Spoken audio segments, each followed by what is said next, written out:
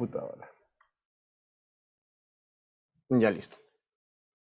Ok, entonces, como les comentaba, cuando el banco evalúa un proyecto, lo hace de manera técnica, de manera económica y de manera comercial, ¿no? Son tres parámetros grandes que uno tiene que presentar en cuanto a documentación para el banco, ¿no? Dentro de la documentación técnica tenemos el currículum del constructor y o promotor, ¿no? Bueno, en realidad acá debería ser currículum del promotor y o constructor.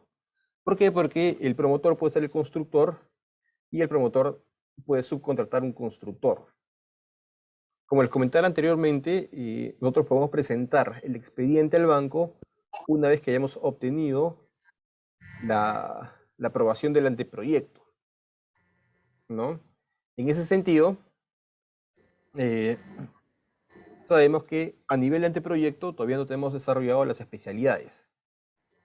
Y al no tener desarrolladas las especialidades, lo que se origina es que no tengamos todavía un proyecto definitivo y no tengamos ni siquiera un presupuesto.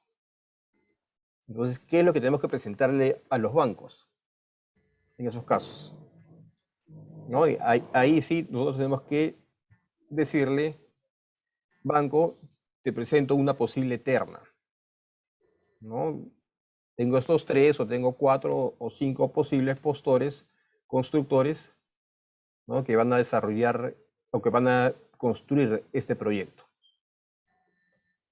Entonces el banco ya empieza a revisar el currículum, ¿no? Y uno tiene que presentar el CV de esas empresas constructoras, ¿no? Obviamente, si presentamos un proyecto de 20 pisos, ¿no? Los constructores tienen que haber desarrollado proyectos similares también.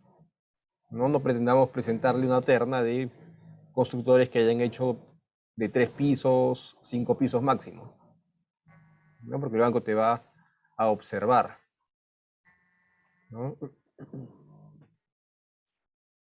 ¿No? Entonces te pide copia del contrato de construcción, ¿no? Si es que ya hemos definido al constructor, ¿no? Se ha hecho ya, arrancamos con 5, pasamos al shortlist, sacamos 3 y esos 3 ya elegimos a uno, con ese vamos a firmar un contrato, ¿no? Entonces el banco te puede pedir el contrato de construcción para el estudio de viabilidad y si no lo tienes te lo va a pedir para cuando ya el banco active el proyecto, ¿no? O mejor dicho, antes de la activación del proyecto deberías tú ya haberle presentado esta copia del contrato, ¿no? Te van a pedir el CRI, ¿no? Que es el documento de registros públicos, ¿no? Con vigencia no mayor de 3 meses. Básicamente es para que el supervisor del banco, ¿no? Pueda realizar la tasación del terreno. Recordemos que una de las condiciones para la activación del proyecto es que tengamos la tasación, ¿cierto?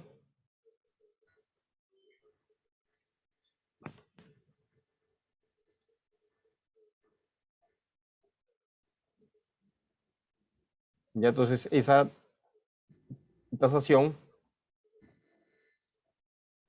es para que nosotros como promotores le entreguemos al banco la garantía, ¿no? El banco lo que quiere asegurarse es que los finalistas a los que el banco financia, ¿no? tengan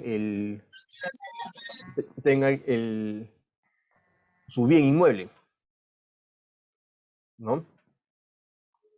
Después, bueno, el anteproyecto aprobado por la municipalidad, de eso sí, de todas maneras, ¿no?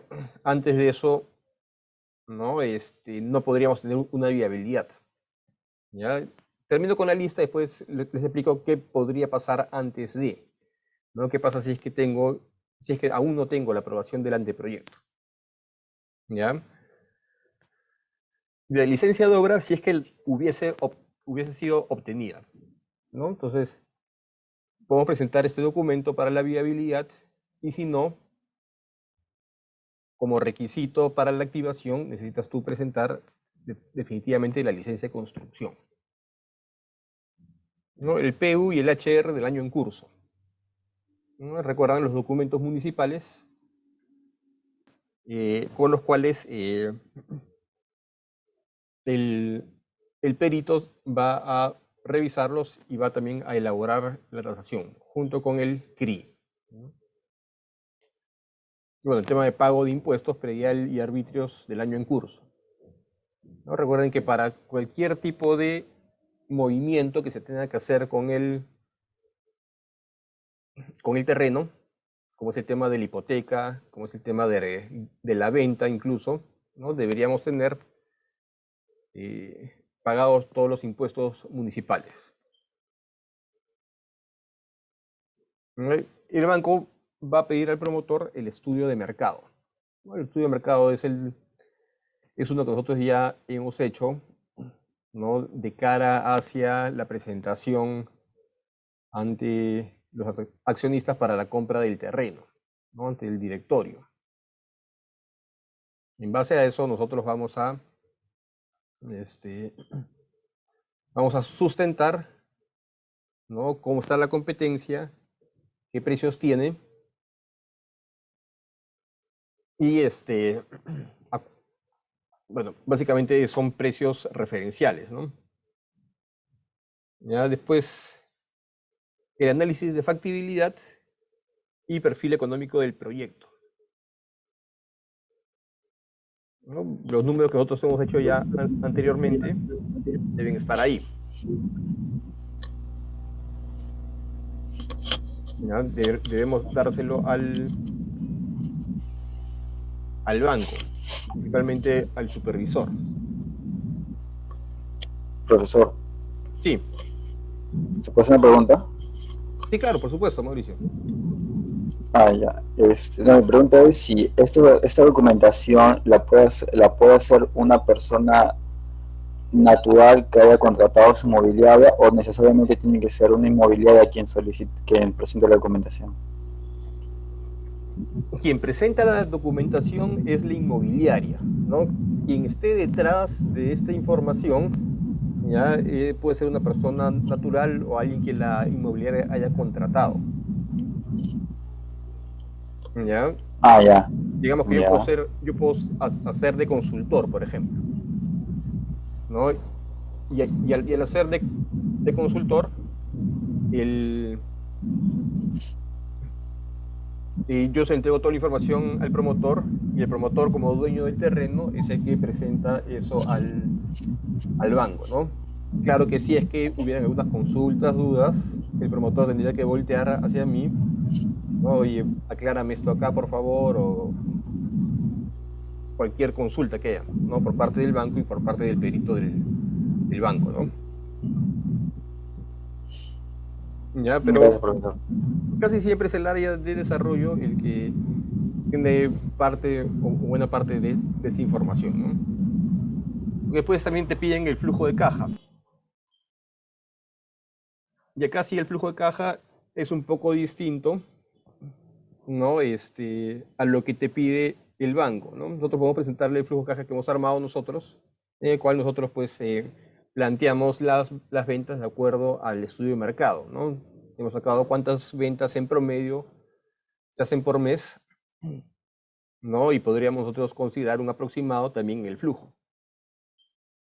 Nosotros podemos presentarle al banco este flujo y decirle, mira, ¿sabes qué? Si nosotros arrancamos con tal cantidad de preventas, digamos 6 departamentos, ¿no? Y durante la construcción vendemos también 1 o 2 departamentos al mes, ¿no? De acuerdo al estudio de mercado. Pero lo que hace el banco es decirle a su perito, oye, ¿sabes qué? Trabaja bajo el escenario más desfavorable de cara al banco, ¿no? Es decir, ¿qué pasa si se activa el proyecto únicamente con el aporte, con la preventa y nada más?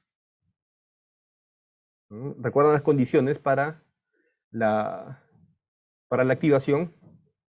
¿No?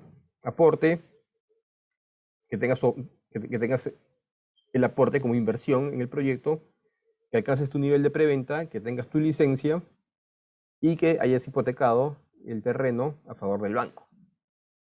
Entonces, ¿qué pasa si es que no se vende ya durante la construcción? Si no se vendiera durante la construcción, entonces se genera la máxima exposición del banco. Es decir, el banco tendría que financiar la diferencia entre la inversión del proyecto menos el aporte que ya lo consiguió, menos la preventa que también ya la consiguió. Entonces se genera la mayor línea y se genera la mayor cantidad de intereses, ¿no? Ese es el escenario pesimista, por así decirlo, ¿no? ¿Ya? Entonces, ese tipo de flujo de caja es el que presenta el, digamos, el perito, el supervisor del banco, ¿no? De cara al banco. ¿Ya? Entonces, debemos saber que el flujo de caja que nosotros hayamos hecho como promotores va a ser modificado de todas maneras. Debemos presentarle el detalle de costos del proyecto. ¿Ya? Este detalle de costos, recuerdan, ¿no? Básicamente el terreno, los gastos que son adicionales al terreno o relacionados con el terreno, como será la alcabala, de repente gastos notariales, registrales. Si hubiera una comisión de compra, o sea, hay alguna persona que se haya encargado de conseguirte el terreno y hay que pagarle la comisión, también debería estar ahí, ¿no? Luego deberíamos tener al menos el costo de construcción, ¿no? El costo de construcción, si bien es cierto, a nivel de proyecto no se cuenta o no está detallado por partidas, al menos debería estar detallado por arquitectura, tal monto, estructuras, tal monto, instalaciones eléctricas, sanitarias, electromecánicas, gas, ¿no?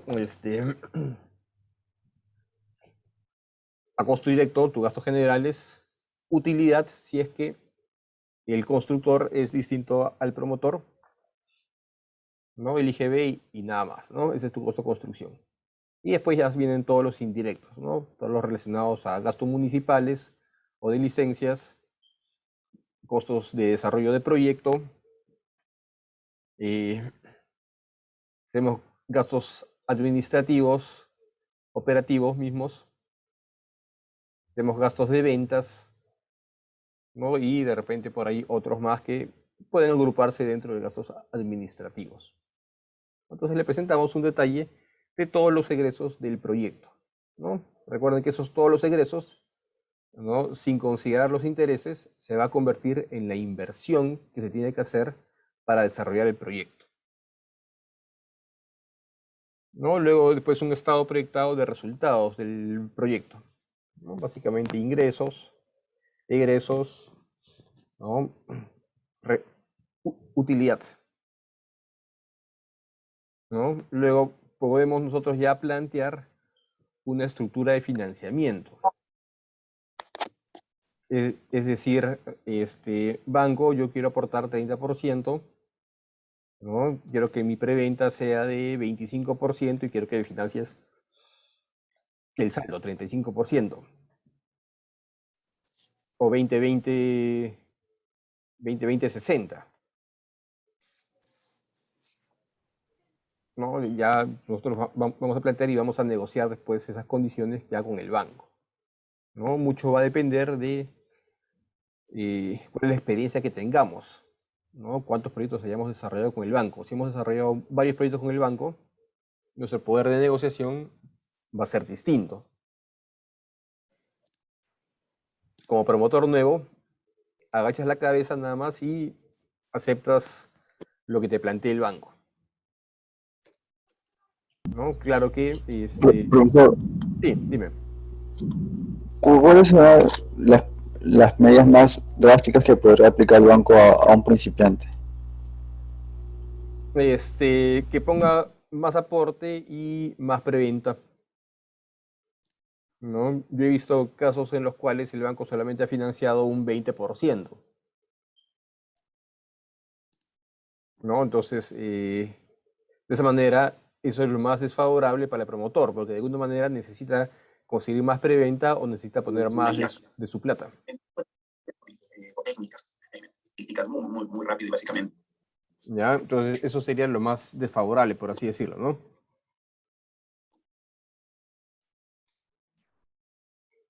¿Ya? Entonces, en las estructuras de financiamiento lo que vamos a hacer es, ok, vamos con un banco, el banco nos va a poner sus condiciones. Digamos que somos promotores nuevos, ¿no? Vamos al BCP y el BCP nos pone sus condiciones. Ya, caballero, vamos al banco, al BBVA, nos va a poner sus condiciones. Al Interbank también nos pone sus condiciones. ¿No? Vamos al Pichincha, vamos al Banbif. ¿No? Entonces vamos a elegir entre aquellos,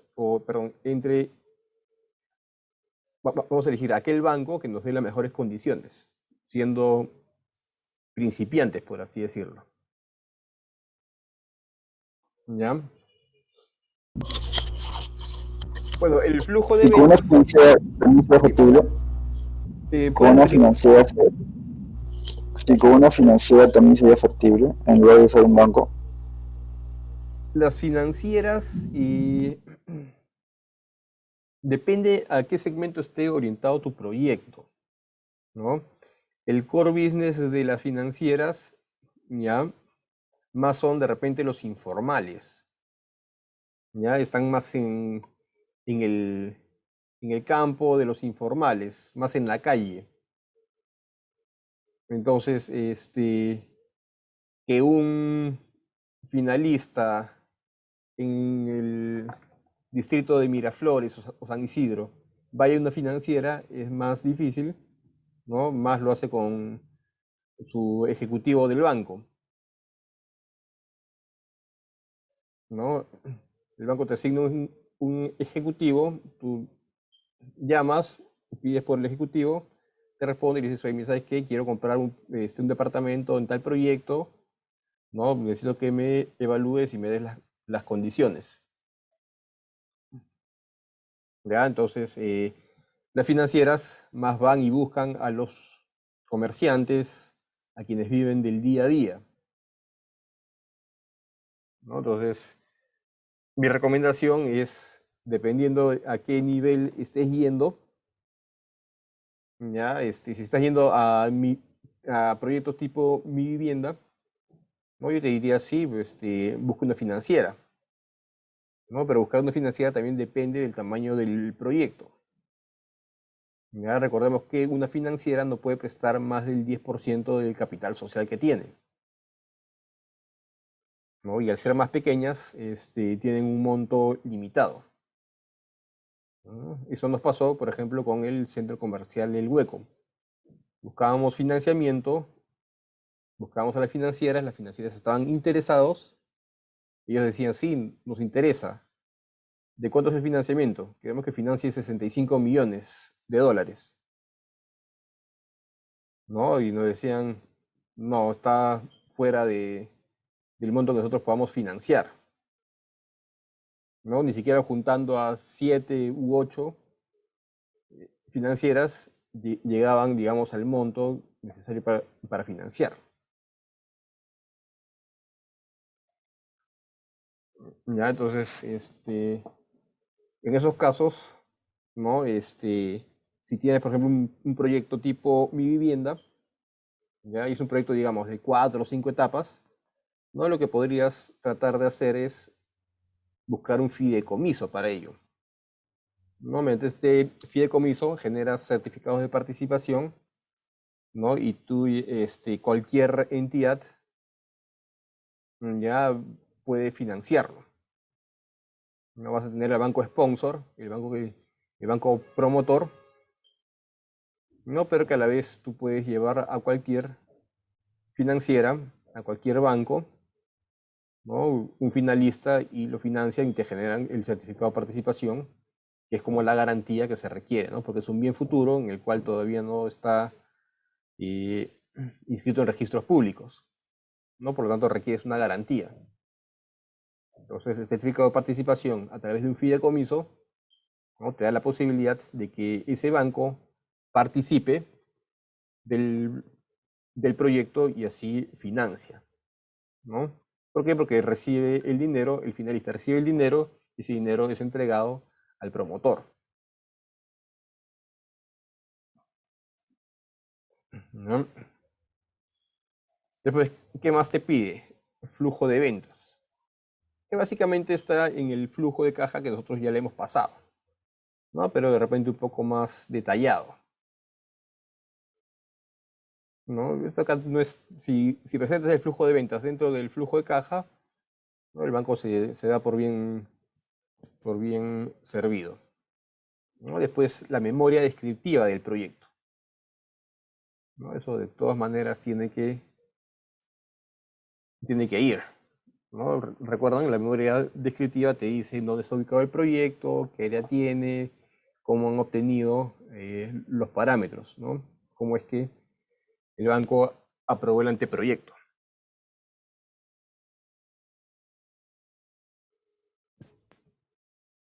¿No? Después hablamos ya de planos, ¿no? Planos de ubicación. ¿Recuerdan? Les mostré yo cómo era un plano de ubicación y que además el plano de ubicación te da abajo, ¿no? Cuáles son los parámetros, según certificado de parámetros, ¿no? Cuál es lo reglamentario y cuál es lo que tiene el proyecto, ¿no? De arquitectura y demás especialidades, ¿no?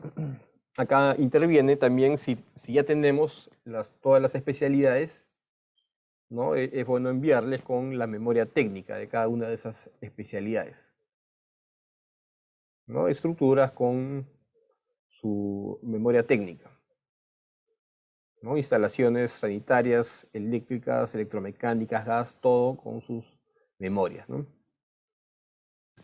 ¿Ya? Eso es una forma de revisar en caso alguien se revise de cierta forma, ¿no? Y puedan encontrar ahí algo de repente que no cuadra del todo bien, ¿no? Aunque casi nunca se meten, digamos, en esos campos porque está la responsabilidad de los que diseñan, los especialistas, ¿no? Debemos entregarles el certificado de parámetros urbanísticos que esté vigente. Si aún no obtenemos la licencia de construcción, entonces de todas maneras tenemos que entregar el certificado de parámetros y que esté vigente, ¿no? Si obtenemos ya la licencia de construcción, ¿no? Igual no importa en realidad si es que el certificado de parámetros está desactualizado. ¿Por qué? Porque tenemos un documento superior, ¿no? El cual ha sido, digamos, aprobado bajo un certificado de parámetros. ¿Ya? Luego tenemos certificado de zonificación y vías. Tenemos el certificado de habilitación urbana también, ¿no? Recuerdan que les comentaba, dentro de la ciudad hay lugares en los cuales, si bien hay veredas, hay pistas, perdón, no hay veredas, hay pistas, hay alumbrado público, agua, desagüe, ¿no? Hemos visto que no hay veredas, y si no hay veredas es porque no cuenta con habilitación urbana. Entonces, ¿qué es lo que tenemos que hacer en primera instancia? Tenemos que habilitar ese terreno, ¿no? Después de que se pide el certificado de habilitación urbana, si es que hayamos encontrado que no es un terreno que esté habilitado, ¿no? Pues comentaba el tema de presupuesto de obra por ratios o presupuesto de obra definitivo, lo que le comentaba hace un rato, ¿no? Si tenemos recién la aprobación del anteproyecto, ¿no? Vamos a presentar un presupuesto por ratios. Si ya tenemos la licencia de construcción, entonces deberíamos tener ya el presupuesto de obra definitivo, ¿no? Y ese presupuesto de obra definitivo también tiene que ir con partidas, con su respectivo metrado, ¿no? Y los precios, ¿no? Luego tenemos que enviar el cronograma valorizado de obra. Recuerdan, ¿no? Que ese cronograma no puede ser simplemente, oye, ¿sabes qué? Mi proyecto dura 10 meses, por lo tanto agarro mi presupuesto y lo divido entre 10, ¿no? En vez de tu curva S es una recta, nada más. Entonces lo que tenemos que, y lo que tenemos que hacer es armar un cronograma que vaya más o menos de acuerdo a lo que pensamos avanzar, ¿no? Porque es en base a este cronograma valorizado de obra es que el banco te hace el desembolso, ¿no? El banco inicia, o el banco activa el proyecto, ¿no? Y tú ya, si no has avanzado un poco de obra, en ese momento echas a andar la obra. Y el banco te va a ir desembolsando en función a la necesidad de dinero que tengas, ¿no? Podríamos, durante, digamos, el seguimiento mensual, nosotros podríamos variar el cronograma valorizado de tal manera que incluyamos partidas que se requieran pagar antes de, ¿no? Pero siempre avisándole al supervisor del banco y al banco qué es lo que estás planeando, ¿no? Entonces, después del cronograma valorizado, eso también te da una noción de cuál es la fecha en que vas a terminar la obra. Por lo tanto, una vez terminada la obra, tú empezarías a hacer entrega de los bienes futuros, ¿no? Tú ya, todos los departamentos que han sido vendidos a partir del fin de obra, empiezas a entregarlos de acuerdo a algún cronograma que te has planteado. Entonces, eso le da al banco también una idea realmente de cuántos meses es que podrías tú empezar a repagar si es que has utilizado dinero del banco, ¿no? Si tú empezaste a utilizar dinero del banco en el mes 3, ¿no? Sabes que a partir del mes 12, o 9 meses después, ¿no? Vas a tener que empezar a pagarle al banco. Y el banco sabe que a partir de ese momento empieza a cobrar, ¿no? Las cuotas y los intereses, ¿no? Luego vemos el cuadro de acabados. ¿Cuadro de acabados para qué? Para ver realmente que el promotor esté enfocando los acabados de acuerdo al nivel socioeconómico al cual esté presentando o esté haciendo el proyecto.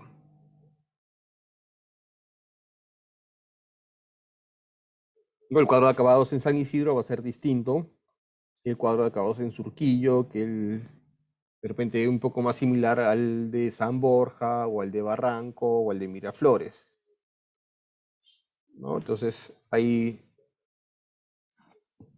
digamos, diferencias entre los acabados de distintos niveles socioeconómicos, ¿no? El sistema constructivo a emplearse, que básicamente está en la memoria descriptiva.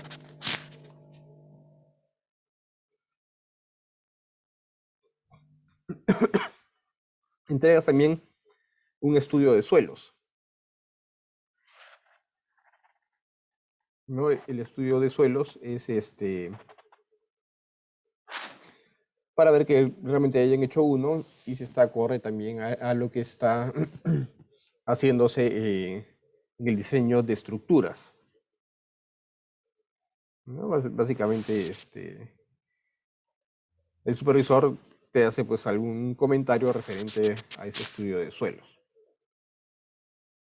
¿no? Luego tenemos que entregarle su cuadro de áreas, ¿no? Del proyecto y de departamentos, ¿no?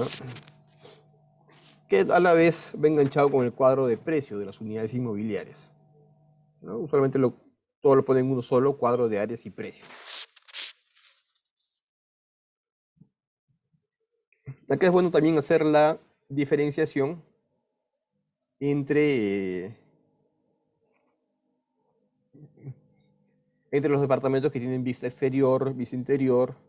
Podemos detallar cuántos departamentos tiene tal departamento, ¿no? Y diferenciar si es flat, duplex, si fuera triplex tal vez. Buenas noches, una consultita, disculpe, ¿se puede? Sí, claro. Profesor, una consultita. Por ejemplo, en el Excel que hemos visto la semana pasada, si no me equivoco, aumentaba solamente $2.000 el departamento porque tenía una vista hacia la calle. ¿En la realidad es así o varía más? Porque me parece que 2.000 es poco, ¿no? ¿O me equivoco?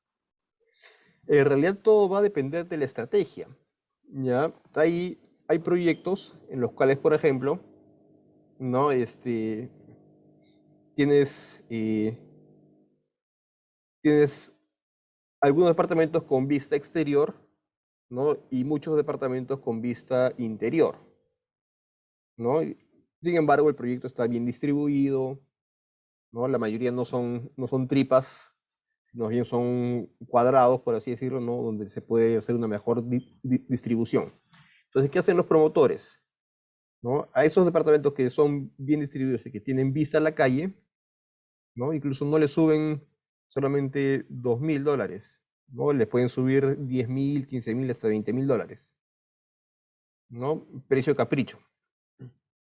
¿Para qué? Para que el finalista, ¿no? Que le guste el proyecto, ¿no? Ve el precio y diga, oye, ¿y tienes otros precios? Sí, tengo otros que tienen vista interior y que están a tal precio. Lo va a pensar, ¿no? Y tal vez va a terminar eligiendo el hueso antes que la carnecita. Entonces así el hueso se va acabando, ¿no? Y de repente tú ya vas sincerando o vas bajando la carnecita. Entonces, eso va a depender de cuál es la estrategia que plantees en el proyecto, ¿no? Pero tú eres libre de poner el precio que desees. ¿Ya? Acá no hay acá no es que tú digas, "Oye, ¿sabes qué? No, mejor bajo el precio a todos los departamentos", ¿no? ¿Por qué? Porque tengo necesidad de deshacerme de stock de unidades inmobiliarias. Puedo hacerlo, ¿no? Necesito que se vendan más rápido lo que son más difíciles de vender. O sea, a los más fáciles les incremento bastante el precio. Entonces es libre en realidad.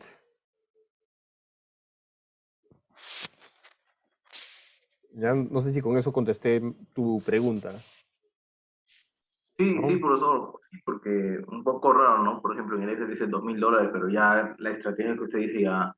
Esta mañana depende de la psicología del finalista, como usted dice, bueno. Sí, en, en realidad sí, ¿no? Y para eso, pues, las inmobiliarias a veces contratan gente y es por eso que a veces subcontratan toda la parte de ventas, porque tal vez la persona que tú contrates para ello, ¿no? Maneja muy bien todo el tema de comportamiento de los consumidores, ¿no? Entonces te arma una estrategia. Y ahí también cobrarán su comisión por DEPA. Toda No creo que sea por venta, un contrato. toda venta de departamento ya está amarrado a una comisión. ¿Ya? Casi todas las personas que trabajan en ventas, ¿no? Tienen un básico, por así decirlo, ¿no? Más una comisión por las ventas. Cuando subcontratas a una empresa que te vea toda la parte de ventas, ya lo que te va a decir es, ok, yo te cobro el 5%, por ejemplo. El 5% de las ventas te las cobro yo, ¿no?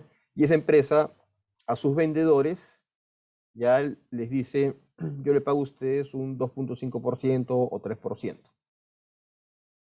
La diferencia lo utiliza para hacer algún tipo de publicidad, marketing, ¿no? Y el sueldo del representante de la empresa de ventas, ¿no? Entonces, si tienes un proyecto grande, ¿no? Con buenos precios y tú te encargas de las ventas, ¿no? Vas a recibir una buena cantidad de plata por las comisiones.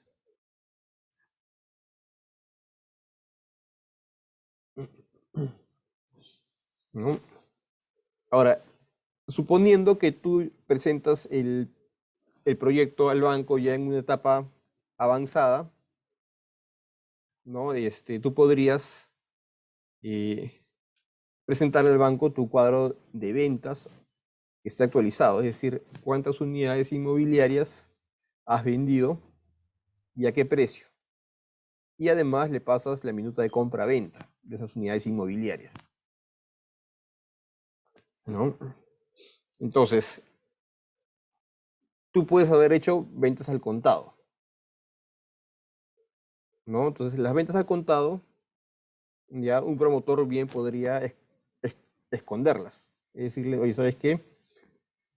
Mi cuadro de ventas, yo solamente he vendido 3 departamentos, con lo cual yo cumplo mi preventa y actívame el proyecto.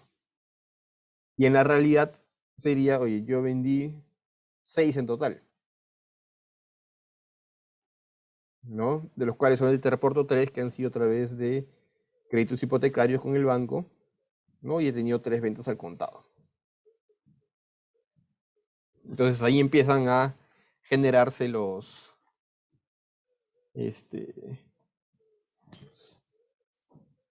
digamos, las estafas, ¿no? Porque eso significa que el promotor ya cobró dinero y no se lo está reportando al banco. Entonces podría hacer lo que quiera con ese dinero, ¿no? Y he visto promotores que han financiado su campaña al Congreso, ¿no? De todas las platas, perdón, de toda la plata de los departamentos vendidos al contado, ¿no? Y al final hubo un desvío de fondos. El proyecto quedó ahí a medio avanzar, ¿ya? Y el banco obviamente se quedó pues con un problema. Pero ¿qué sucede? Que el banco va a intervenir el proyecto, va a meter dinero, ¿ya? Perdón, primero le va a quitar, ¿ya?, el terreno al promotor.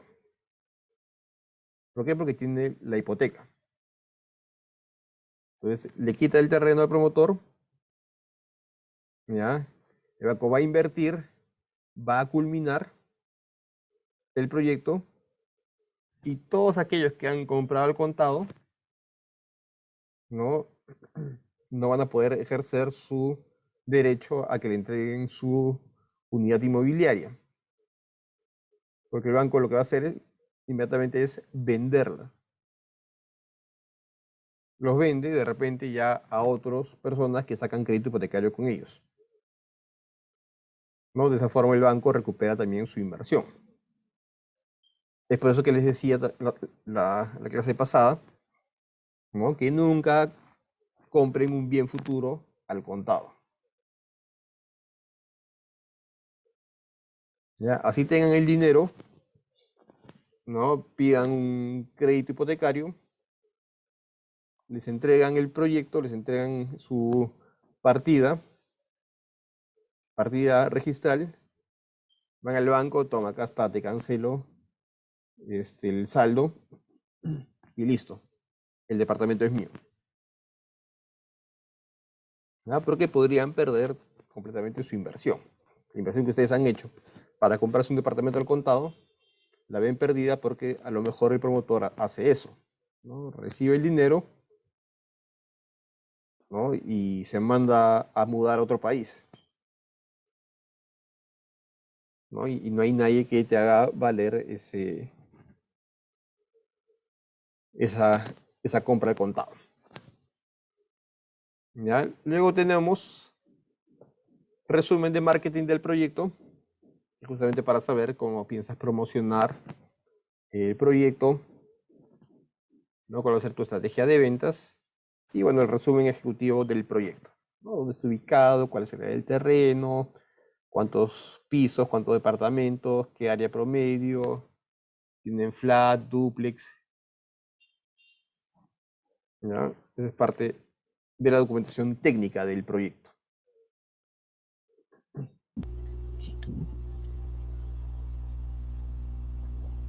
¿Ya? Ahora vamos a ver documentación económica.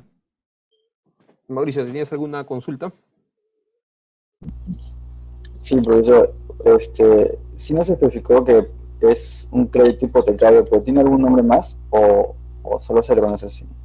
Porque yo cuando yo una oportunidad acompañé porque iban a solicitar un préstamo al Continental y la señorita me hizo una diferencia entre crédito hipotecario y que en la sede de San Isidro ven un tema que ellos me lo denominan como proyecto, no exactamente como crédito. No sé si hubo un error o hay un otro nombre.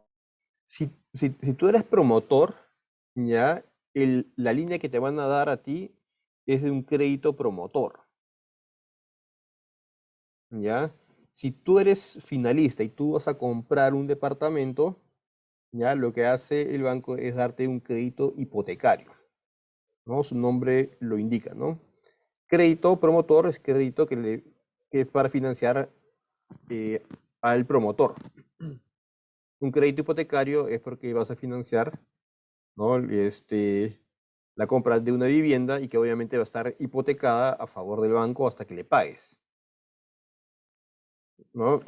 Y bueno, tienes un crédito vehicular que es para la compra de carros, ¿no? Entonces, hasta el momento que yo haya escuchado, tenemos crédito promotor y crédito hipotecario, que son a personas, uno de esa persona jurídica y otro ya esa persona natural. Podría ser jurídica también, no sé si es que compra un inmueble, ya, pero y también tiene los créditos personales, ¿no? Que ya son préstamos personales, básicamente, ¿no? Pero está catalogado bajo el tema de préstamo, ¿no? ¿Ya? Los créditos hipotecarios usualmente son a más de 15 años, 20 años tal vez. ¿Ya?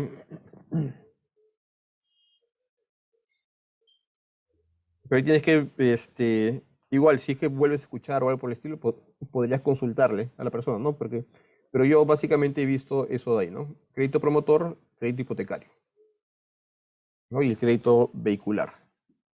Básicamente son esos créditos que dan los bancos para empresas y para finalistas.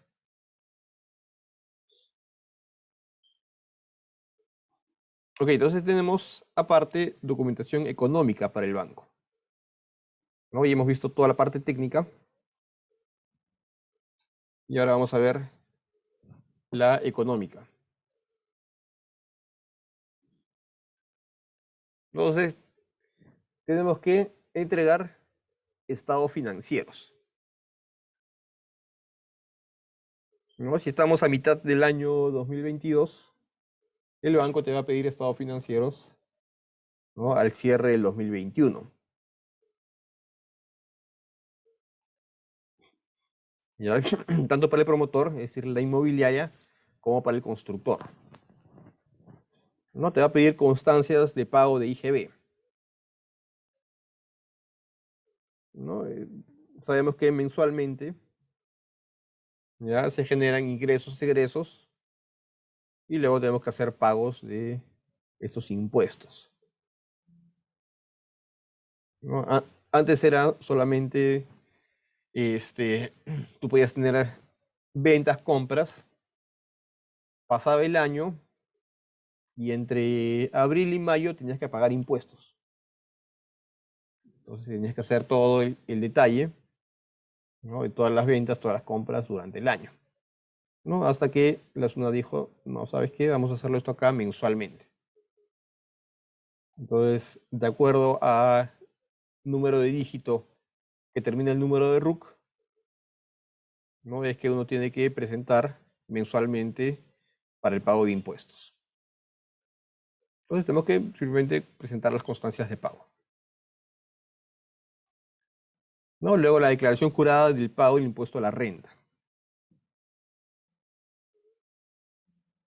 ¿Ya? Esa parte, esa parte sí se paga usualmente entre abril y mayo del año siguiente, ¿no?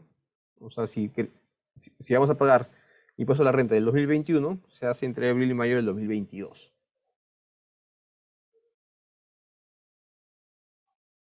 ¿no? Te va a pedir también una copia legalizada de la escritura pública de compra-venta del terreno.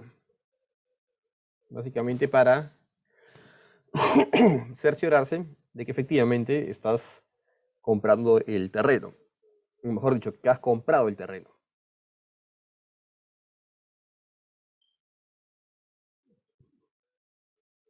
¿Ya? Bueno, está el testimonio y la copia legalizada de la escritura pública. ¿Mm? Luego el banco te envía formatos, ¿no? Formato de información básica y o ficha del cliente, ¿no? Datos básicos, ¿no? Nombre de la empresa, RUC, domicilio fiscal, representante legal, escribir a otros representantes, quiénes son los socios, ¿no? Te piden declarar ingresos, egresos, ¿no? Y finalmente una carta de la inmobiliaria solicitando el financiamiento del proyecto.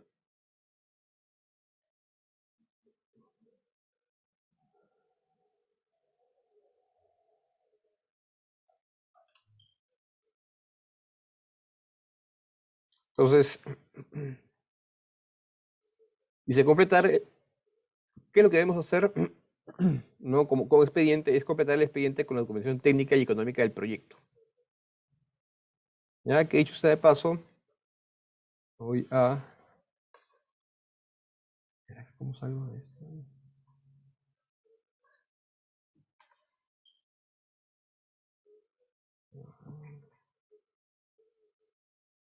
A ver, un momentito, voy a...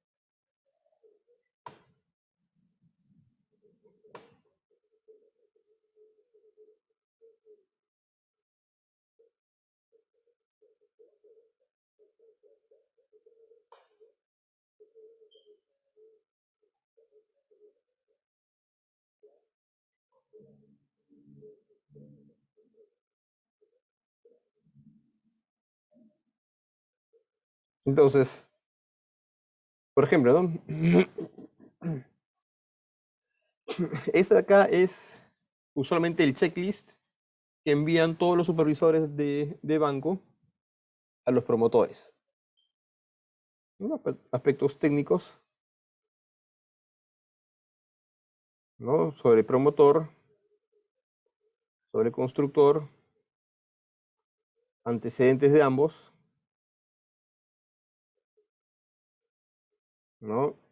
Te piden llenar cuadros de experiencia, es decir, oye, ya, yo he hecho proyectos similares, ¿no? ¿Cómo lo validamos?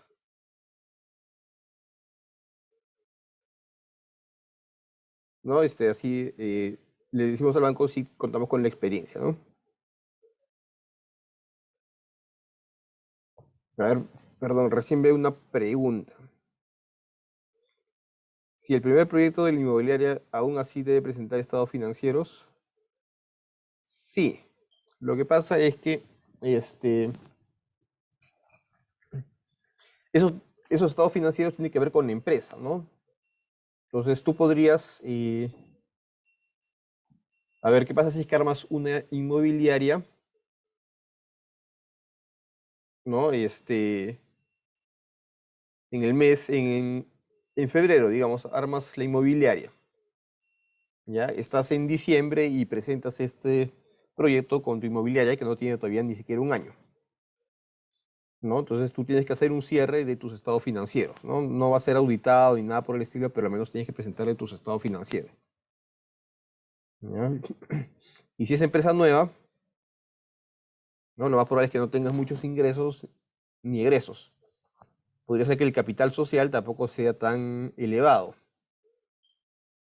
¿no? Recordemos que los estados financieros, ¿no? Tenemos por un lado patrimonio,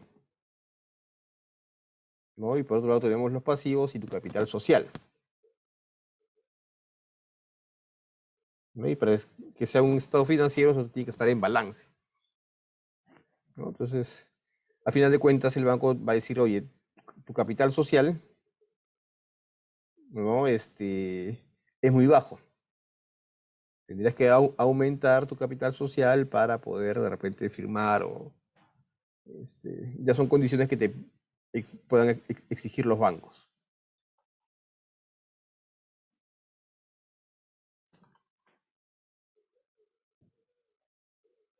¿Ya? Una forma de asegurarse, ¿ya?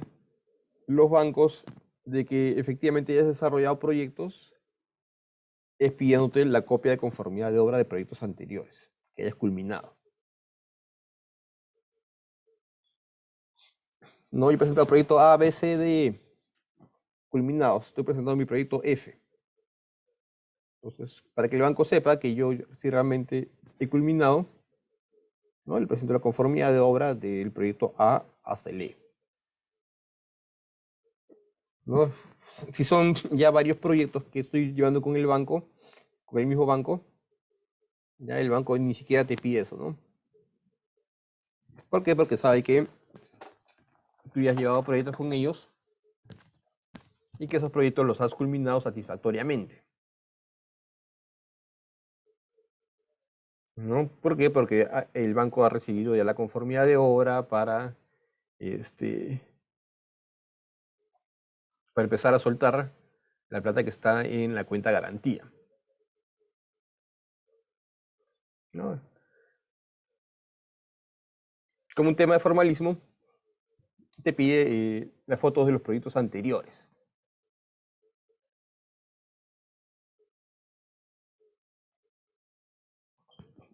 ¿Ya? Bueno, nombre de funcionario, básicamente sí es que es ¿cómo se llama?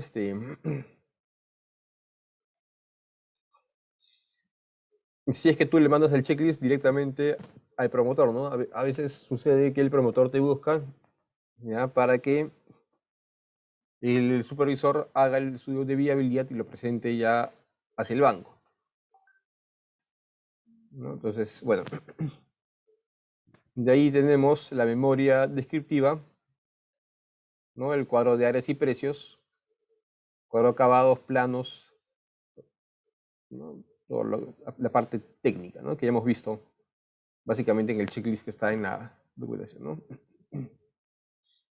Comerciales, ¿no? El segmento al que está dirigido el proyecto, la estrategia comercial, un análisis FODA y la competencia. Aspectos económicos del proyecto, ¿no? El presupuesto, cronograma, cuando inicia, el flujo de caja y para revisar cuánto te costó el terreno. Para tasación, el CRI, UHR y PDU, ¿no? Recuerdan acá con antigüedad no mayor a 3 meses, ¿no? El CRI.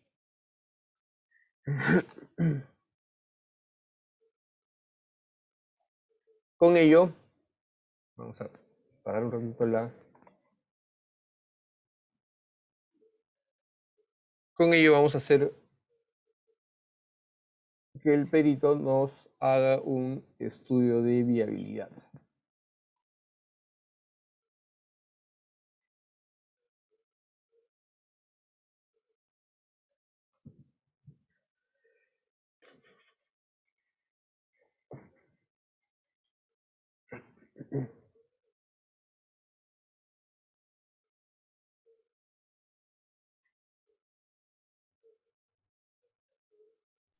Profesor, una consultita. Sí, Y dime. recuerdo cuando más o menos a mitad del ciclo, bueno, antes, ¿no? Nos indicaba de que más o menos todo ese trámite, lo que es papelería, que es importante, demoraba más o menos 6 meses, pero ya desde que uno empieza ya a proponerle al banco la idea inicial, todo el papeleo también, ¿eso cuánto tiempo demora? ¿6 meses también o es menos? No, de cara al banco, te puedes dar demorando entre 1 a 2 meses aproximadamente. ¿Ya? Porque una vez que el banco recibe el estudio de viabilidad, ¿no? El banco se mueve internamente, su área de riesgos, empieza a analizarlo, ¿ya? El banco tiene distintas áreas. El área de negocio inmobiliario es el que se encarga de pedirle al supervisor que haga el estudio de viabilidad. Ok, el área de negocio inmobiliario recibe el documento, se voltea internamente hacia el área de riesgos, ¿ya? Y le presenta el proyecto y el área de riesgos podría pedir aclaraciones, ¿no? O podría decirte, mira, ¿sabes qué? Yo no te financio el 40%, yo no quiero la estructura del 30-30-40, ¿no? Yo te voy a dar 35, 30 y 35, ¿no? Entonces, el negocio inmobiliario se va a voltear al promotor y le va a decir, mira, ¿sabes qué? Estas son las condiciones con las que se aprueba, ¿no? Firmemos el contrato marco. Entonces, entre idas y vueltas podría demorarte 1 mes y medio, 2 meses. ¿Ya? Y de ahí ya tú deberías estar ya con el tema de las preventas, ¿no? Y entre que se firme el contrato marco y se active el proyecto, podrían estar pasando aproximadamente 2 a 3 meses más.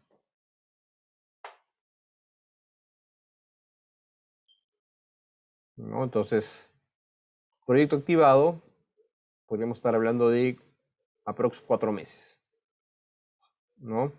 Si tú presentas tu proyecto ya avanzado, entonces eso se reduce, porque básicamente firmas el contrato marco y tú le dices al banco, acá está mi cuadro de ventas, yo tengo mi cuadro de ventas, ya cumplí con mi preventa, yo tengo avance, algo avanzado en obra, por lo tanto también cumplo con mi aporte, ¿no? Entonces, máximo en 2 meses podría estar activado el proyecto.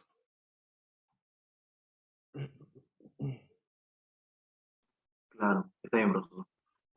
¿Ya? Y Gracias. ahora quería mostrarles un encuentro.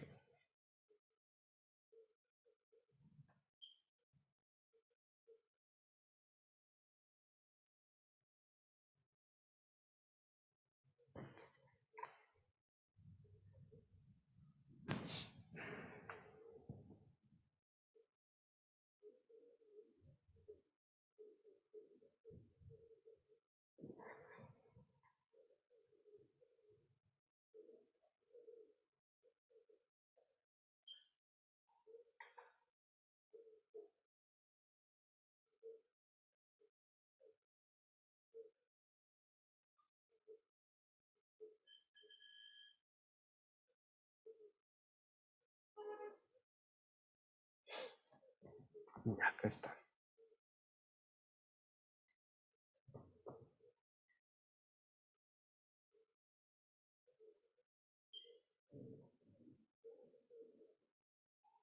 Bueno, básicamente acá tenemos un estudio de viabilidad, ¿no?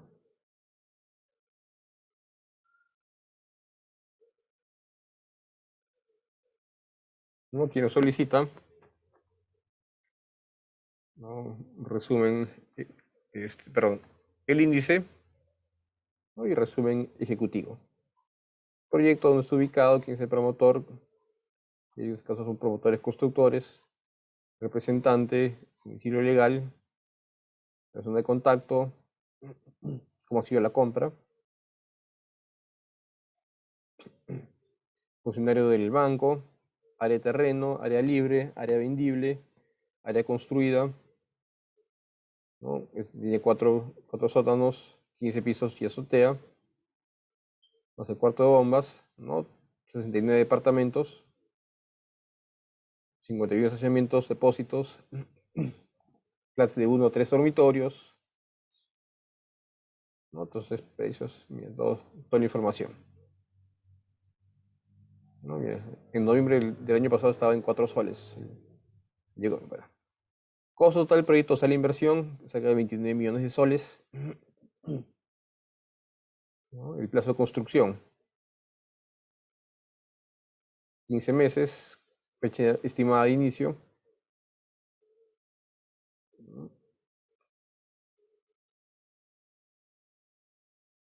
cuáles son los ingresos y cómo se financia, ¿no?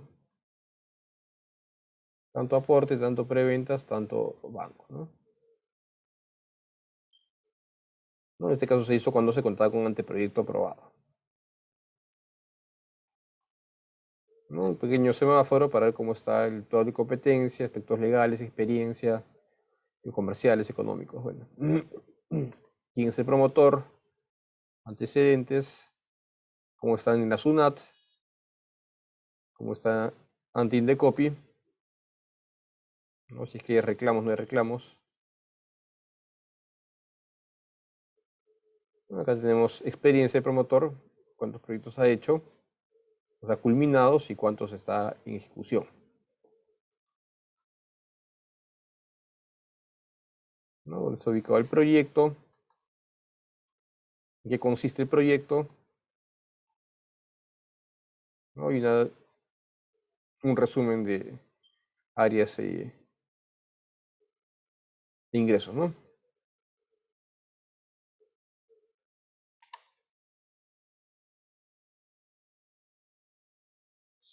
Entonces, se hace comentarios sobre el estudio de suelos, ¿no? La ingeniería de ahí detalle, es decir, los acabados, ¿no? ¿Quiénes son los especialistas del proyecto?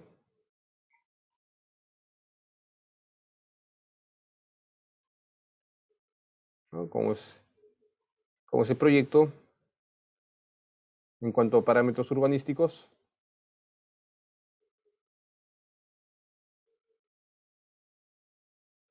¿No? Luego valor comercial, cuánto se compró, ¿no? Que el valor comercial y el valor de realización estarán dentro de la tasación, ¿no? Es un documento que va acompañado. Viabilidad con tasación van juntos, ¿no? Proyectos al segmento socioeconómico B, básicamente, ¿no? Y se hace acá se han encontrado 4 proyectos adicionales al proyecto que se está evaluando. Entonces, todos más o menos están dentro del rango, ¿no? El entorno, estrategia comercial, ¿no? Medios digitales, campañas de marketing, ¿no? Se va a contar con caseta de ventas y departamento piloto, ¿no? El análisis FODA, ¿no? Donde se han ubicado todos los proyectos. Pues la situación municipal. Y luego resumen de todos los ingresos, ¿no? Acá. Son 15 pisos, ¿no? Todos flat, de tantos dormitorios. Por lo tanto, tantos ingresos por departamentos, ¿no? Financiamientos y depósitos, tanto, ¿no? El ingreso total y el ticket promedio.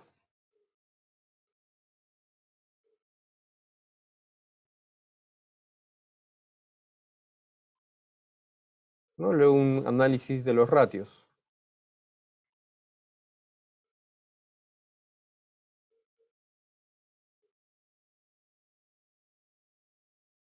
Cronograma, todos los indirectos, terreno, todos los costos indirectos, ¿no? Los indirectos representan el 1239, por ejemplo, ¿no? Está dentro de lo razonable. ¿Cuál es el aporte? ¿Qué es lo que pone el promotor, ¿no? Su terreno, relacionado con el terreno y desarrollo de proyecto, ¿no? La preventa.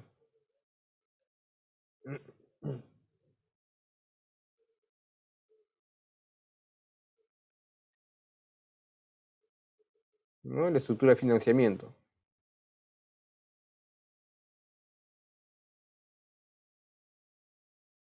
¿no? En este caso es un promotor que ya tiene varios proyectos con el banco, por lo tanto el banco le otorgaría un mayor financiamiento, ¿no? 52%. Y la rentabilidad, ¿no? Utilidad operativa, 21%, bastante bueno, ¿no? Y pues, utilidad después de impuestos, ¿no? Proyecciones, acá es el flujo.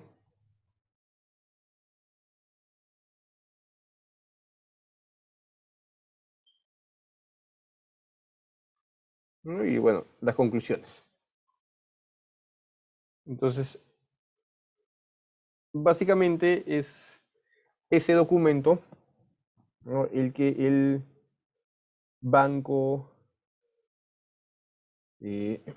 solicita información para que su perito o su supervisor elabore el documento y ellos internamente trabajan con ese documento y deciden si es que financian o no financian el proyecto, ¿no? Si deciden financiarlo, ya se arma el contrato marco.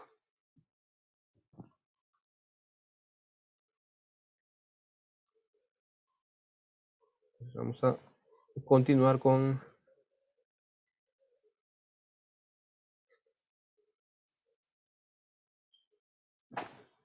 entonces nosotros hemos completado el expediente, ya se lo enviamos al banco, ya vamos a tener reuniones para afinar ese contrato marco, ya si es que hubiera de repente algunas dudas, consideraciones especiales, se va a hablar, ¿no? Y después ya recibimos ya la propuesta comercial del banco, es decir, un borrador del contrato marco.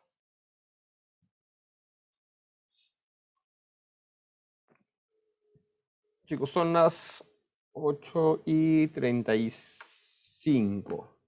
Damos 15 minutos de descanso, ya, y retornamos para salir también temprano, ¿ya?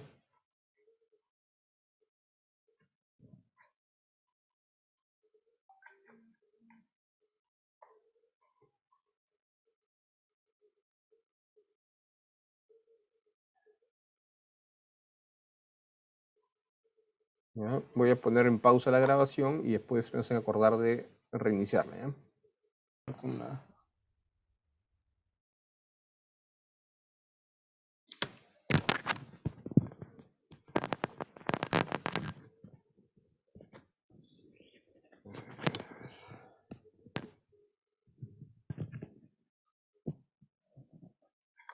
Entonces,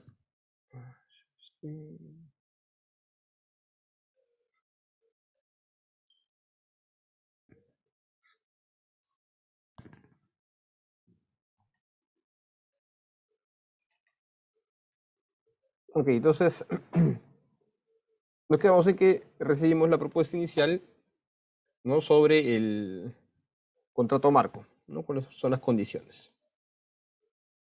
¿Ya?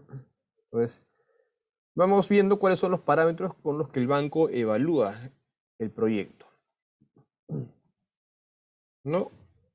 Recuerda que decíamos al inicio de clases que la ubicación lo era todo, ¿no? Location, location, location. ¿Dónde está ubicado el proyecto? ¿No? Recordemos que si el proyecto está en determinados sectores, ¿no? El banco podría no querer ingresar a financiar ese proyecto, ¿no? Luego revisan la tasación del terreno, ¿no? Esa tasación es con el fin de la hipoteca, pero la hipoteca no por el valor del terreno, sino la hipoteca por el valor de inversión del proyecto. ¿Ya? Les interesa mucho la arquitectura, ¿no? Y los acabados que va a tener el proyecto. ¿Ya? Van a ver bastante el tema de aspectos normativos. ¿Por qué les interesa esto? Porque tienen que asegurarse que el proyecto va a cumplir con lo que dicen los parámetros, ¿no? Y de esa forma se va a poder obtener la conformidad de obra. Una vez que tengas la conformidad de obra y declaratoria de fábrica, ya el resto es trámite para la independización, nada más. Uno va a ver el resumen ejecutivo del proyecto, ¿no? Y acá viene también un tema, ¿no? En el resumen ejecutivo van a ver cuál es el ticket promedio. Recuerden, el ticket promedio es a qué precio se vende en promedio cada departamento, ¿no? Podría tratarse de un ticket promedio muy alto. Entonces, algunos bancos van a decir, mira, ¿sabes qué? No me agrada ese ticket. No es muy grande, por lo tanto, perdón, es muy elevado. Por lo tanto, este proyecto no va a ser de difícil rotación, difícil venta, ¿no? Y que además tampoco de repente es mi sector, ya, qué sé yo, ¿no? Podría ser al revés de repente, ¿no? Ticket promedio muy bajo. Es que no, esto acá no es mío. Ya, bueno. Ya. Va a revisar el precio de venta por metro cuadrado mediante estudio de mercado, ¿no? Entonces va a ver que efectivamente esté dentro de los rangos, ¿no? Igual el precio de construcción tiene que estar de acuerdo con el mercado. ¿Por qué? ¿Por qué les interesa ello?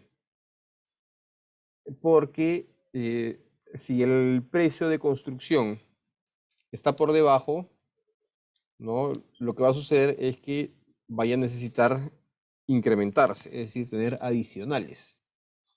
Al tener adicionales va a hacer que la inversión se incremente, ¿ya? Entonces, una vez que el banco apruebe un proyecto, ya digamos que la inversión es de 100. Ok, perfecto, la inversión es de 100, ¿no? Entonces, el banco te va a aceptar incrementos, ¿no? Pero incrementos hasta qué monto, ¿no? Máximo hasta el 10%. Si tú excedes ese 10%, lo que va a suceder es que el banco te va a decir, oye, vas a tener que reingresar nuevamente a riesgos, ya, para que vuelva a evaluarse el proyecto. Entonces, nuevamente, ¿no? Se tiene que presentar, se tiene que justificar, etcétera, etcétera, y al final de cuentas va a ser un problema, ¿no? Entonces es mejor a veces incluso, ¿no? Irse con los costos un poquito por encima, ¿no? Sin afectar tanto la rentabilidad. Es algo que se tiene que hilar fino. De esa manera te aseguras que tu presupuesto de obra estaría por debajo, por así decirlo, y que podría haber adicionales, ¿no? Para ello, pues hagan un buen desarrollo de proyecto, encárguense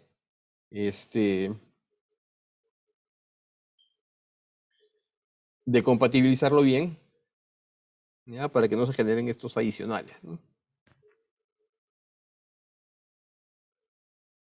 Entonces le interesa la estrategia comercial, obviamente para las ventas, ¿no? Le interesa el currículum del promotor y de la constructora, para saber los proyectos anteriores, ¿no? ¿No? Analicen el flujo de caja, analicen el porcentaje de aporte del promotor, evalúan la línea de financiamiento, ya que se sienten cómodos, el porcentaje de preventas, ¿no? Incluso si fuera por etapas, ya ahí viene un análisis de riesgos del proyecto, ¿no? Si es por etapas, incluso va a haber mayor análisis, es decir, oye, ¿cómo vamos a financiar, ¿no? ¿Cómo pasamos de la etapa 1 a la etapa 2? Incluso la etapa 3, ¿no? El máximo de etapas que hemos visto han sido de 12 etapas, un proyecto inmobiliario. Parques de la Huaca, en San Miguel. Entonces ahí el área de riesgos del banco empieza a maquinar a ver cómo financiamos, ¿no?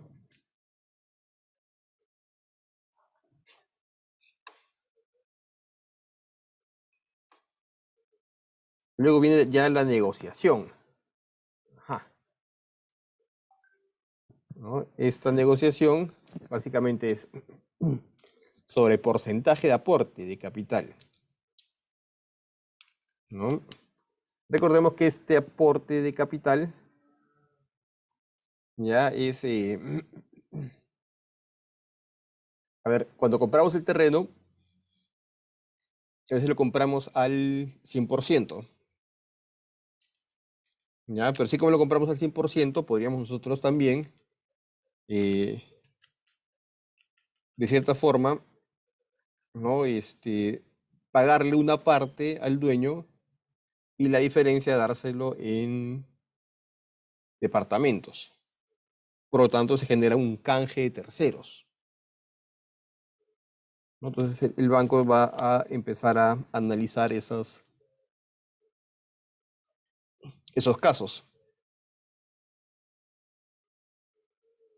¿Ya? Y de repente te va a decir, ya sabes que, ok, vas a tener aporte de terceros, por lo tanto, yo igual te tengo que pedir más aporte, ¿no? Porque si no, estarías trabajando netamente con plata de terceros y tú en el proyecto no aportas absolutamente nada.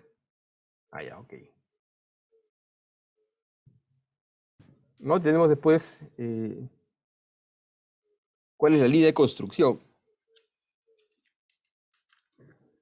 Recordemos que la línea de construcción ya es para que el dinero ingrese al proyecto para financiarlo.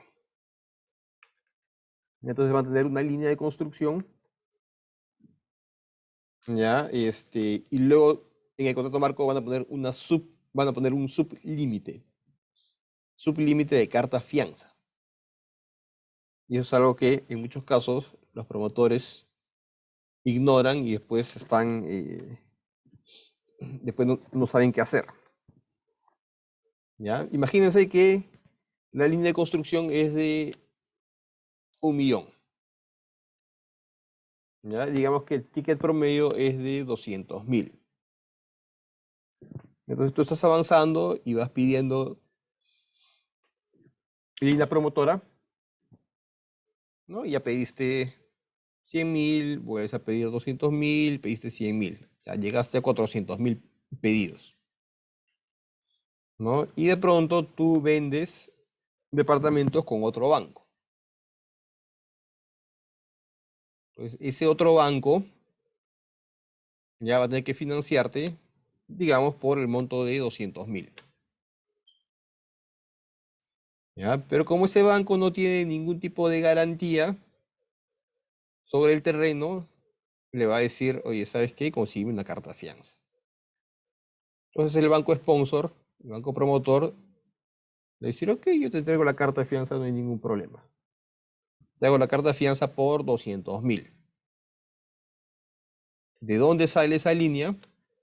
¿Ya? Esa línea se resta de los 600.000 que te quedan, ¿no? Recordemos que hemos utilizado 400.000, quedan 600.000.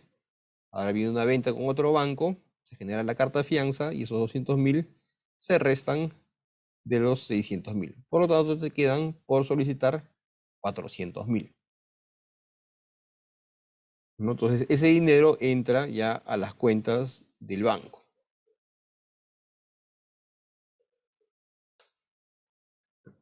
¿No? Y sirve para avanzar el proyecto. Sí, pero como si hubiera sido línea del banco, ¿no? Porque a lo mejor tú vas a necesitar seguir avanzando y vas a necesitar pedirle plata al banco. El banco te va a decir, ojo, un momentito, te quedan 400.000 nada más. Si por ahí tuviste otra venta y se generó otra carta de fianza por 200.000, debes saber que ahora tu saldo para pedir es de 200.000, ¿no? Por lo tanto, vas a tener que cambiar tu estrategia de ventas para que los próximos finalistas sean con el banco sponsor o con el banco promotor. Y así todos felices, ¿no? ¿Por qué? Porque ya no utilizas plata ya del banco, sino ya estás utilizando plata de las ventas, ¿no? Esas ventas con otros bancos es como si utilizaras plata del banco. Lo que estás haciendo es bajar, porque tienes un sublímite, ¿no? Incluso cuando el banco dice sublímite, no es que te puedas tomarte toda la línea promotor, no, solamente digamos, de ese millón, ya puedes usar de repente 800.000, 700.000, qué sé yo. Por ahí un límite, ¿no? Luego después vamos a ver tema de tasa de préstamo para la construcción. Vamos a comparar entre los distintos bancos, a ver quiénes nos ofrecen una tasa más baja.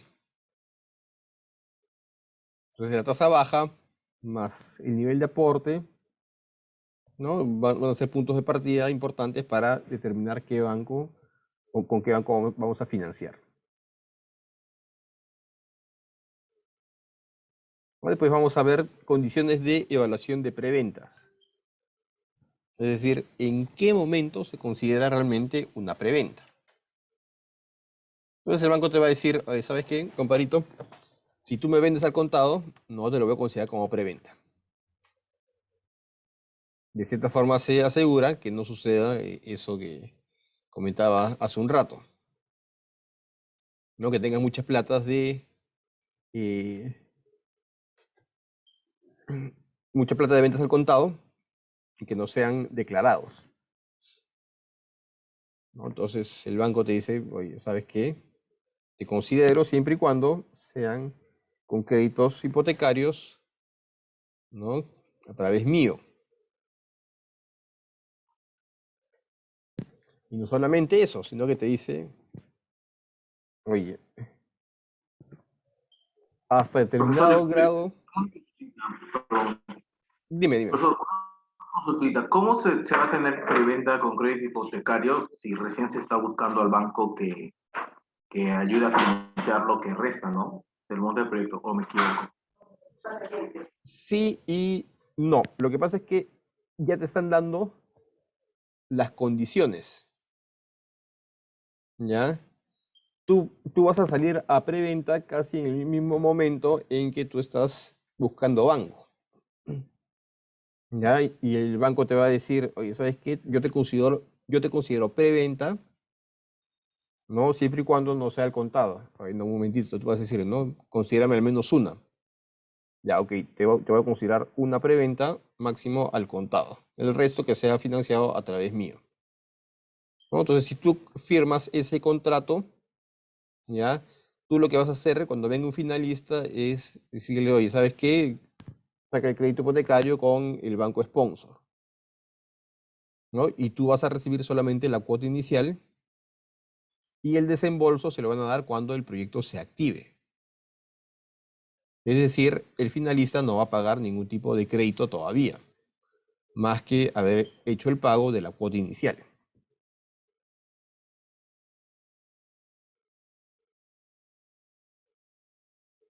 ¿Ya? Ese es el gancho, ¿no? El banco siempre va a querer quedarse con la mayor cantidad de finalistas. Al final de cuentas, recordemos que todo se mueve para que ellos compren. Entonces, todas las facilidades, o mejor dicho, lo que el banco pueda ofrecerte, ¿no? Es pensando en ese finalista. Porque el cliente principal del banco es el finalista, no es el promotor. Como promotor, quien compra los departamentos es el finalista, es nuestro cliente. El banco es un medio para que se generen las ventas. Entonces, Y en sí, el caso, discúlpeme por interrumpirle, pero no te una preocupes. consulta más. Y, y si ya estoy, por ejemplo, ya he hecho unas cuantas preventas con otros bancos, o sea, Por ejemplo, tengo uno que ya se amarró con el CP y al otro con Scotia. ¿Es posible que ocurra eso previamente a buscar un banco? ¿O ya estoy hablando cosas que no suceden? Mm, No, no va a ocurrir eso. Lo que va a ocurrir es que, como tú vendes un bien futuro, no hay una garantía todavía. El banco que quiera financiarte te va a decir, oye, ¿cuál es la garantía que me das? ¿No? Entonces tú vas a decirle, ah, ya te hipoteco el terreno a favor tuyo.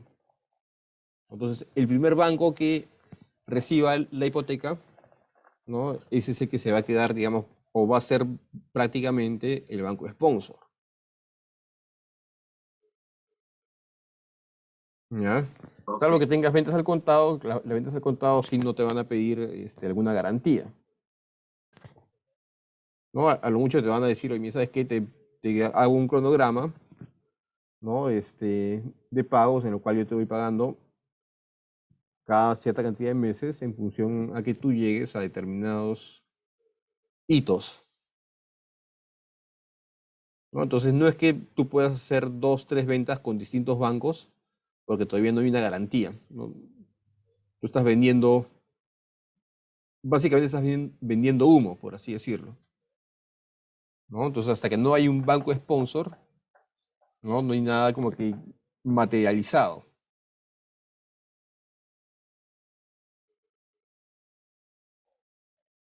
¿Ya? Pero sí puedes tú pactar las condiciones de las preventas, ¿no? Como comentara, ¿no? Es más, dentro de las condiciones de preventa te van a decir, oye, ¿sabes qué? Parientes cercanos, ¿no? Cos- ¿Cuál es el término? Cosanguineidad, ¿ya? No se va a considerar como preventa. Es decir, tienes que venderles a extraños, a desconocidos, amigos, tal vez, pero que no tengan nada que ver contigo, ¿no? No puedo venderle a mi hermano, a mis hijos, a mis padres. Si yo tengo una venta de un departamento, alguno de ellos, el banco te va a decir, no te lo considero como preventa. ¿Por qué? Porque se puede prestar pues a que simplemente estés haciendo la finta, ¿no? De una venta cuando en realidad no lo es.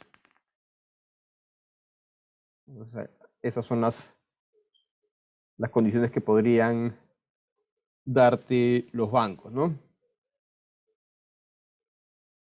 Después hay temas como porcentajes de preventas para inicios de etapas de construcción, ¿no? Te va a decir, oye, en la etapa 1 consígueme el 20% de preventa y para la etapa 2 consígueme 30%. Pero adicionalmente de la primera etapa, ya, vende el 65%, vende el 80%. Entonces ahí se empiezan a generarse este tipo de condiciones, ¿no? Después condiciones de devolución de capital, ¿no? Es decir, ya terminé el proyecto, ya presenté mi conformidad de obra, mi independización, ¿no? Ahora sí tienes que devolverme el dinero para empezar de las ventas, empezar a cobrarme mi devolución de capital, ¿no?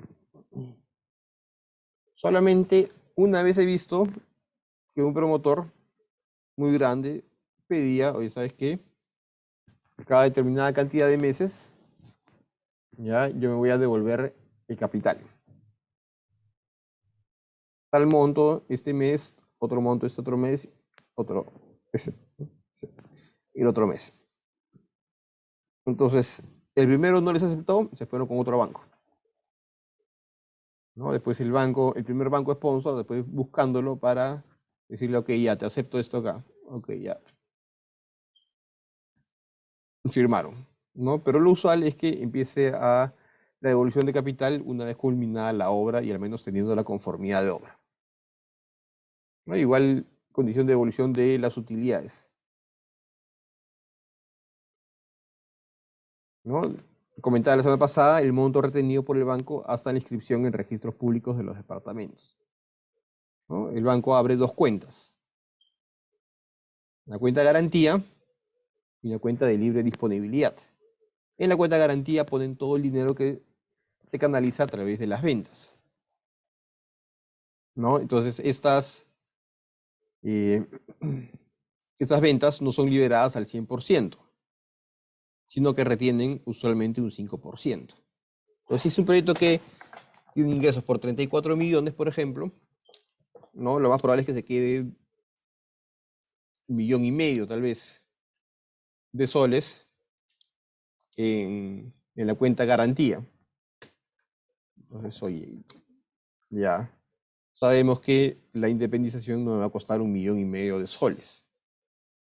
Entonces, cuando yo te presente la conformidad de obra, libérame el 50%, el 70%, qué sé yo, ¿no? Determinado monto,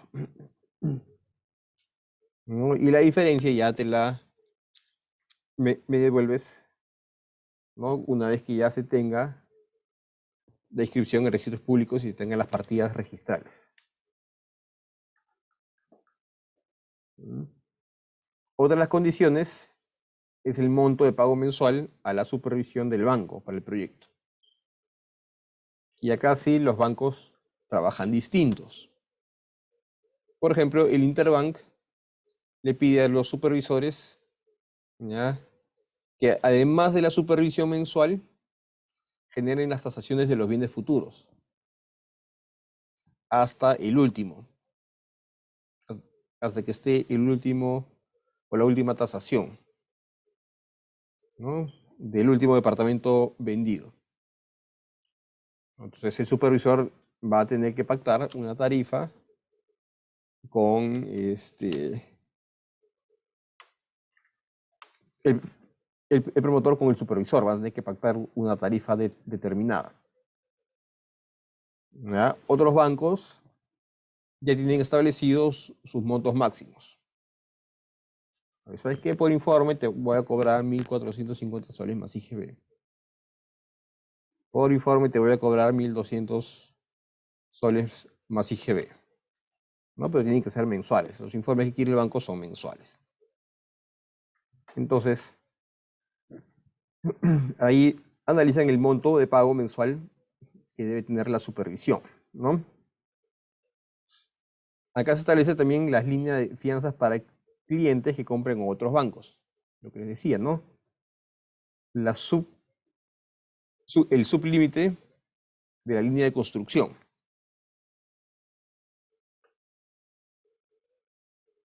¿No? Después, cuenta de ahorro, ¿no?, de clientes a nombre de inmobiliaria, de ser posible.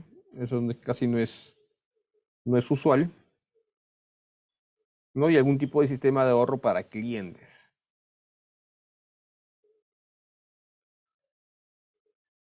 ¿No? Entonces, este sistema de ahorro para clientes, por ejemplo, ¿no?, es si es que tú llevas tu proyecto a la modalidad ahorro casa, por ejemplo, ¿no?, en donde mensualmente el finalista va pagando el equivalente a su cuota, ¿no? Cumple el plazo terminado, ya, y eso es considerado como la cuota inicial. El banco ve que efectivamente cumple pagando sus cuotas, por lo tanto le da el crédito hipotecario. Y así feliz, listo, ya todo. Entonces, ¿qué tenemos que hacer? Es negociar principalmente estos parámetros, ¿no?, con todos los bancos para ver cuáles son las condiciones que nos dan. Y luego armar un cuadro comparativo de las propuestas que nos dan los distintos bancos.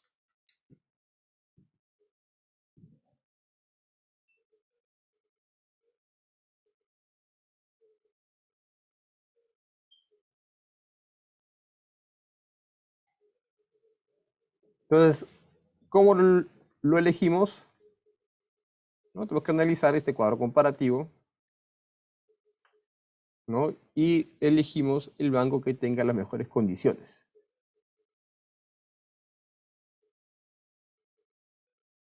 ¿no? Entonces, elegimos y después ya vemos la recepción de la propuesta comercial final del banco que se ha elegido, con todas las condiciones para firmar el contrato marco. ¿Ya? Entonces, de esa manera ratificamos el banco que va a financiar nuestro proyecto, ¿no? Elaboramos el contrato de financiamiento del proyecto con el banco, o sea, el contrato marco, ¿no? Lo tienen que revisar nuestros abogados y firmamos este contrato. Una vez que se firme el contrato, ya empezamos a abrir las cuentas bancarias, la cuenta garantía y la cuenta de libre disponibilidad, ¿no? Y ya luego queda la aprobación y la habilitación de las líneas de financiamiento, ¿no? Es decir, cumplimos con el aporte, cumplimos con la preventa, enviamos la licencia y dejamos hipotecado el terreno a favor del banco, ¿no? Entonces, eso es con respecto a bancos y con respecto a fondos de inversión, ¿no? Básicamente es ver, ellos no te exigen tanto, por así decirlo, ¿ya? Pero esos fondos de inversión sí podrían solicitarte pues una tasa más alta, ¿no? Ya es cuestión de que busques distintos tipos de fondos de inversión, ¿no? Algunos te van a pedir, sí, de todas maneras, información referente al proyecto, cómo es tu proyecto, qué tiene, ¿no? Lo analizan, lo ven y al final toman la decisión, pero casi siempre bajo tasas de interés más altas, ¿no? Algunos podrían querer financiar el proyecto siempre y cuando llegue a través de un fideicomiso, qué sé yo. Entonces son distintas opciones que existen en el mercado, ¿ya? ¿Tienen dudas, consultas hasta acá?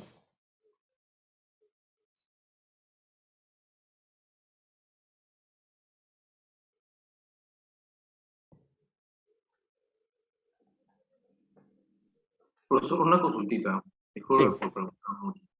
Pero, he visto que, por ejemplo, hay un proyecto, se llama Tempo, ¿no? Que está creo que es la Vía Expresa, creo que es el edificio, el proyecto multifamiliar más alto del Perú ahorita, ¿no? Y he visto que sacaron una segunda etapa, o al menos ya están haciendo publicidad, ¿no? Pero, o sea, según su experiencia, ¿cuál cree usted que ha sido la estrategia de, supongo que han vendido todo, pues, ¿no? Porque si no se estarían canibalizando, supongo. Efectivamente, ¿no?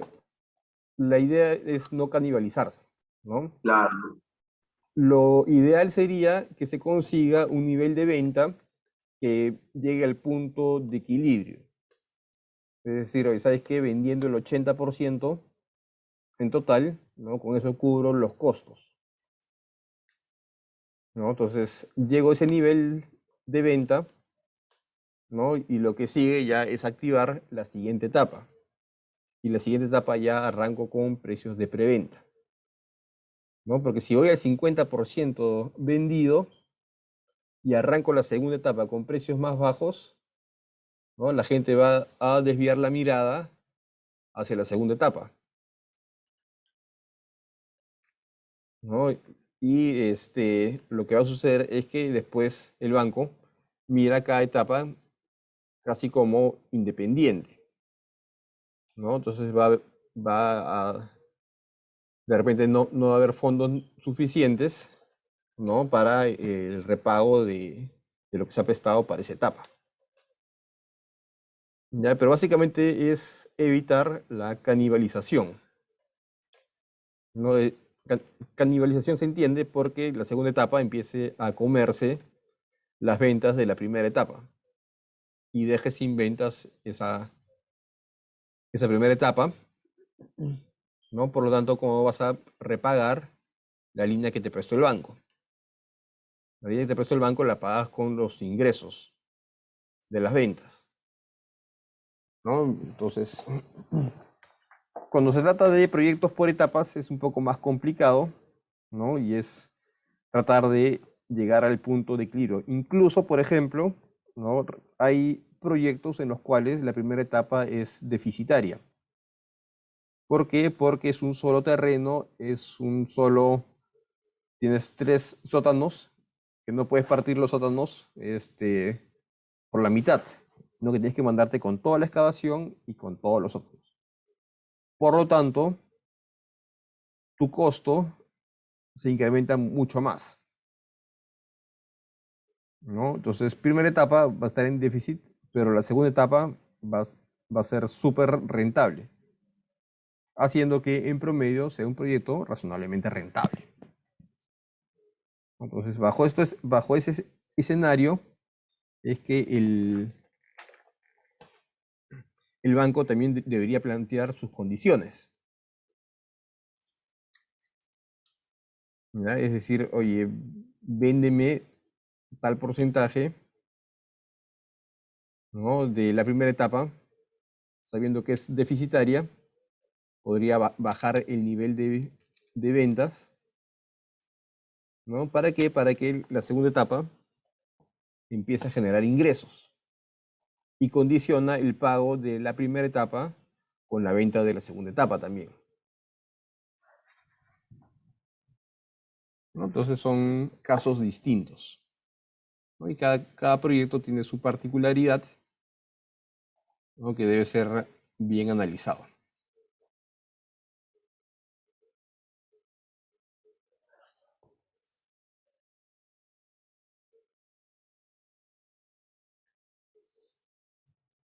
¿Alguien tiene más dudas, Está bien, consultas? profesor, gracias. Ujú. Eh, sí, tengo otra, pero en las habilitaciones urbanas, ¿qué tanto cambia la presentación de documentación también para solicitar un préstamo al banco, profesor? Si estamos hablando solamente de venta de lotes, ya, la memoria descriptiva va a ser más simple, las especificaciones, la parte estructural prácticamente es nada, solamente es cuestión de ver, pues, tus veredas, pistas, este, ¿no? Más es la parte arquitectónica, la parte de construcción y de instalaciones eléctricas y sanitarias, por donde van a ir las tuberías y todo eso, ¿no? Lo que le va a interesar al banco va a ser, oye, ¿no? ¿Qué tanto puede costar? ¿No? ¿Qué tan lejos están las redes matrices para llegar al terreno que estás urbanizando?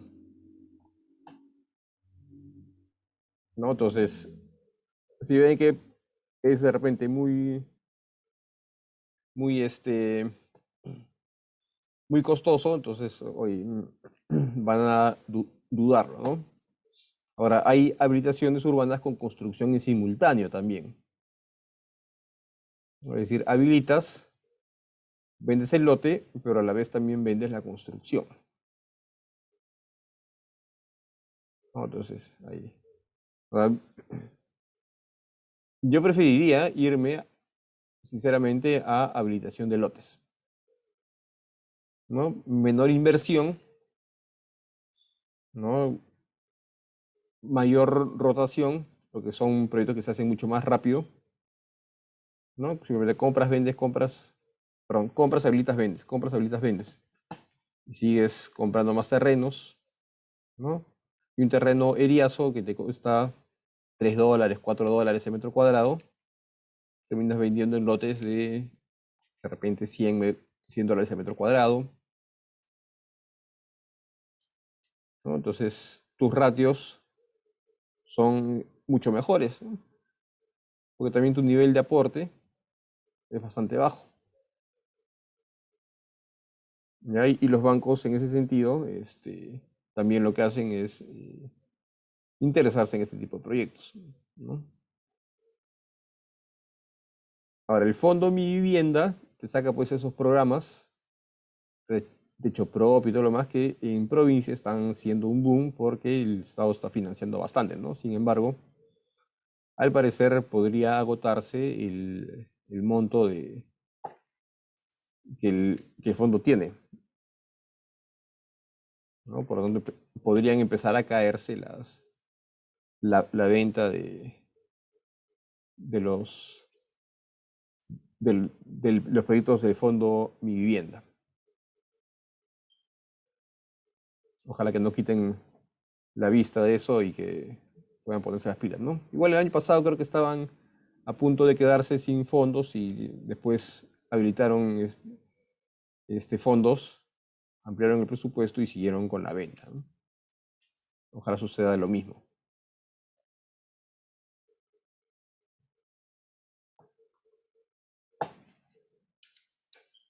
¿Otras consultas?